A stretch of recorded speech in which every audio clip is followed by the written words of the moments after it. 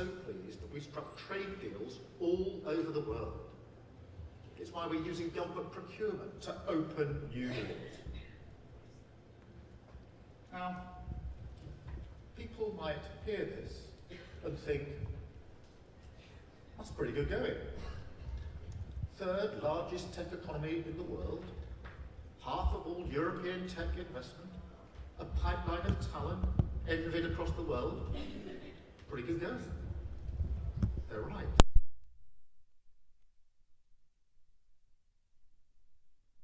Precipice of something truly extraordinary. But that brings me to a bigger question. Not whether this revolution in technology is coming, because it is. Not whether it will transform our economy, because it will. The real question is what kind of country we want to be as it unfolds.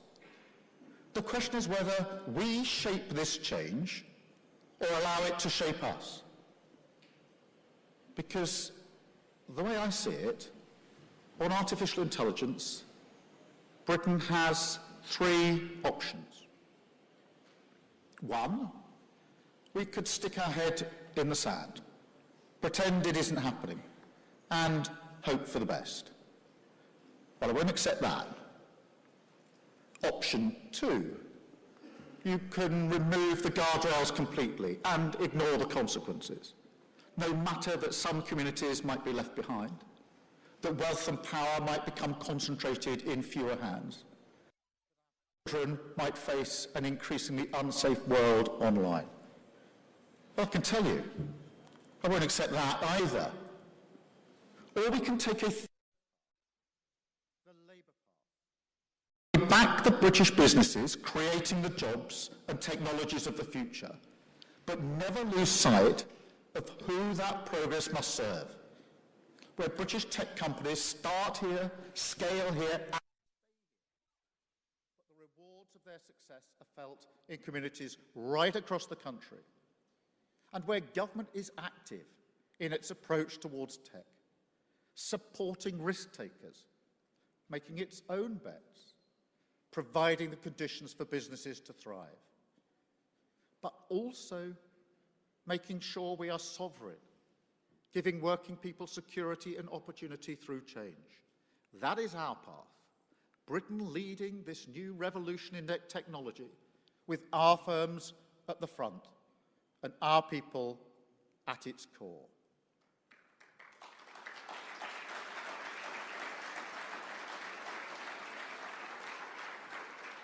Now that starts with backing our own innovators. Because if there's one area where Britain is already ahead, it's talent.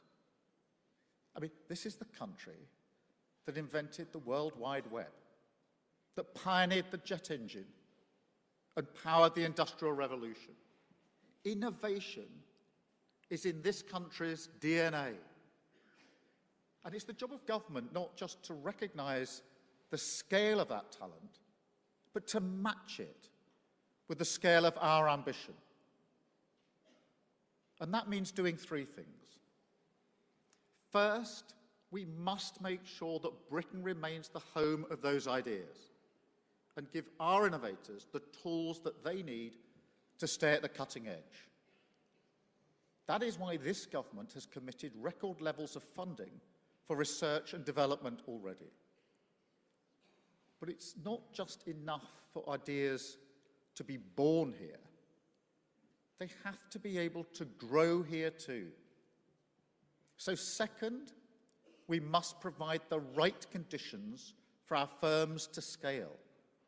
That is why we're taking an even more intentional approach, crowding in capital, betting big on British businesses, and creating the confidence for others around the world to do the same.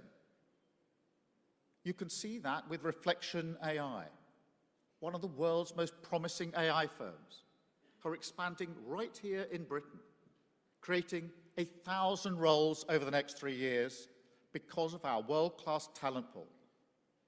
And companies like AMD, and we're going to hear from them in a minute, who are also doubling down on Britain. And finally, thirdly, if government wants innovation to flourish, it must be a regulator, yes, but it must be more than that. It must be a partner. So we will use the power of public procurement to support British ingenuity and give our innovators the best chance to compete for public contracts. That is why today I'm really pleased to announce a new strategy to develop sovereign compute capability. It includes a major new commitment to purchase specialist AI chips worth about £400 million, providing a generational opportunity to some of our most promising startups. And alongside that, government will scale our testbed for AI compute systems, turning it into a national capability, supporting the British startups with our multi-billion-pound infrastructure programme. That, to me, is what an active industrial strategy looks like in technology. Building the foundations of the future, backing the companies creating it, and making sure the next generation of success lies right here in Britain.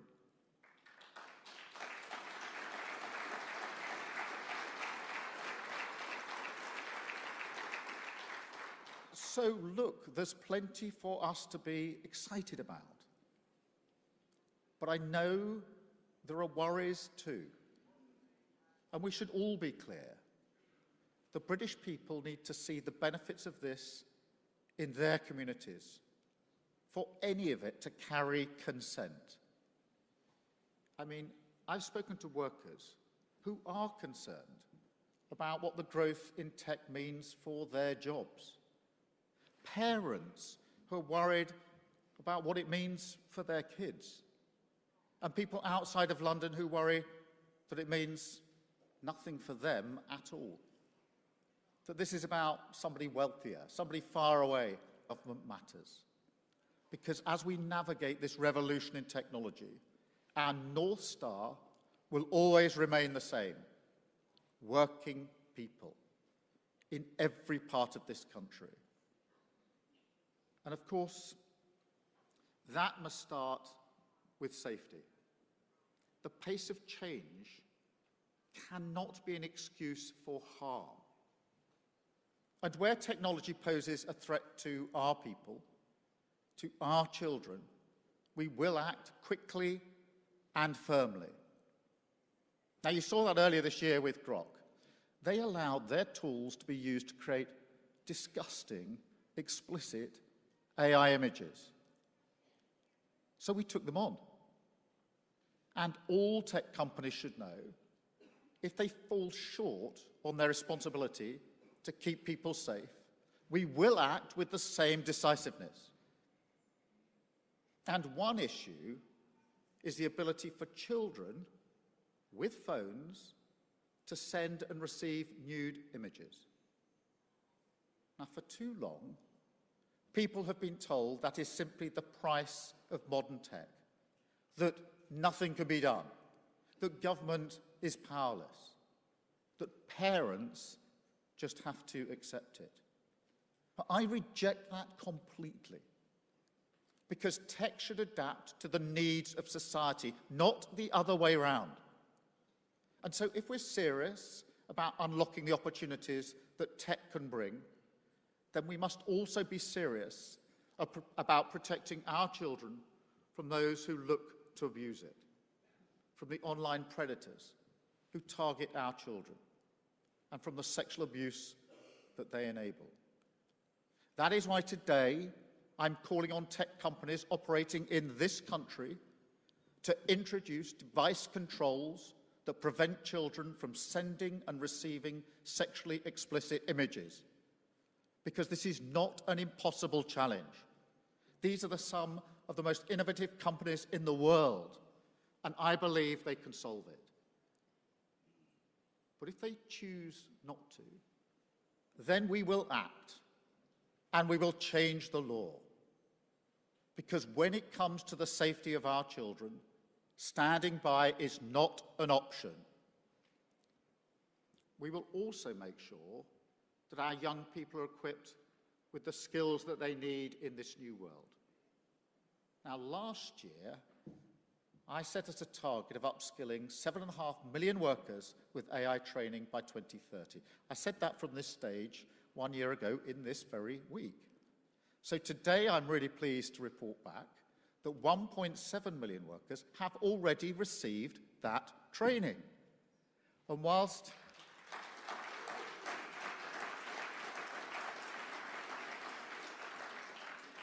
while we can't know exactly where AI will cause disruption, we can know how we will respond. We can know whose side we'll be on, because the choices this Labour government has made already tell that story.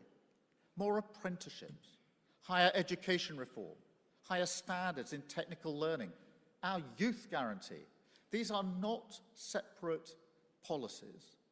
They're our answer to a changing economy. They're about how we make sure, as tech advances, working people are not left behind. But that cannot be the limit of our ambition. Because when people look to the future, I don't want them to see something that they have to endure or to battle.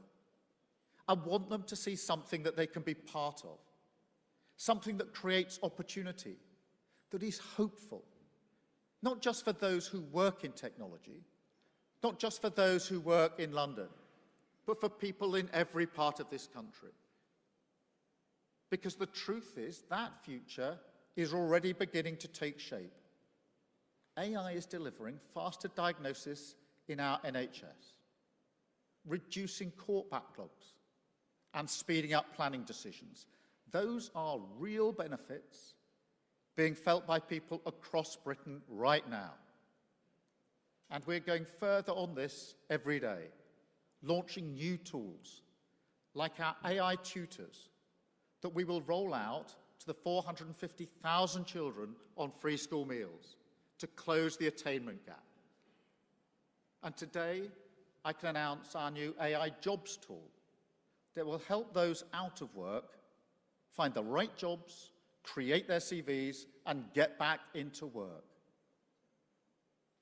But look, the real prize here is bigger than any single piece of tech. It is what growth could mean for our communities. Stronger local economies, new investment, more opportunities for young people. Areas that have been left behind finding a new sense of purpose. The kind of change that we're seeing in Warrington, and the kind of change we can see across Britain if we choose to seize it. Now, I don't pretend to know exactly what the world will look like in 10 years' time. There will be new conversations, new technologies, new tools we use every day. The pace of change will not slow down. But in truth, that's not what matters most. What matters is whether Britain is ready for it, whether British innovators have the tools, the investment, and the backing that they need to lead it, and whether working people have the opportunity to benefit from it. Ultimately, that comes down to the choices that we make, the choices this Labour government is already making. The choice between a young person ready to seize the opportunities of the future, or one left struggling to find their place in it. Between a community that watches opportunity pass it by, or one that is revived by new investment, new jobs, and new hope.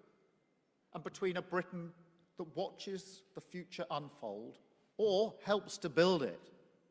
Now, this government has made its choice. We choose to take control of our future. We choose to be ambitious about what Britain can achieve. And we choose to make AI work for the whole of our country. And in partnership with you, we choose to build a stronger, fairer Britain. Thank you very much indeed for listening. Thank you. Thank you.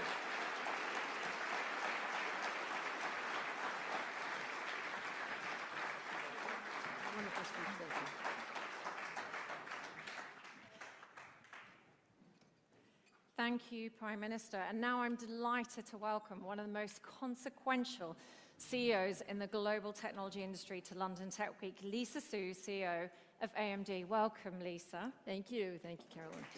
Take our seat. You transformed AMD, I think it's fairly safe to say, from a company fighting for survival into one of the defining forces of AI transformation infrastructure. The chips powering much of the world's AI today have your fingerprints literally on them.